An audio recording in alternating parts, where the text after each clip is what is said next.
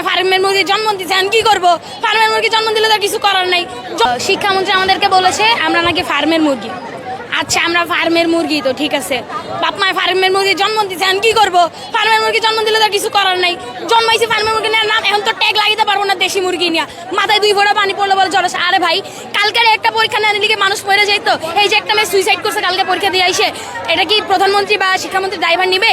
আপনারা বলেন, কেউ দায়ভার নিবে? কেউ দায়ভার নিবে না। আর কিন্তু যেই বাবা মার কোল খালি হয়েছে তারাই বুঝতেছে আসলে কি এই একটা পরীক্ষায় জীবনের স্বপ্ন। একটা পরীক্ষা যদি 6 আগস্টে নেওয়া হতো বা 5 আগস্টে নেওয়া হতো, আমাদের কোনো ক্ষতি হইতো না। আমরাই চাচ্ছিলাম পরীক্ষাটা পিছাইতে। এবার আমাদের মতো অনেক শিক্ষার্থী আছে যারা চায় পরীক্ষাটা তাড়াতাড়ি শেষ হয়ে যাক।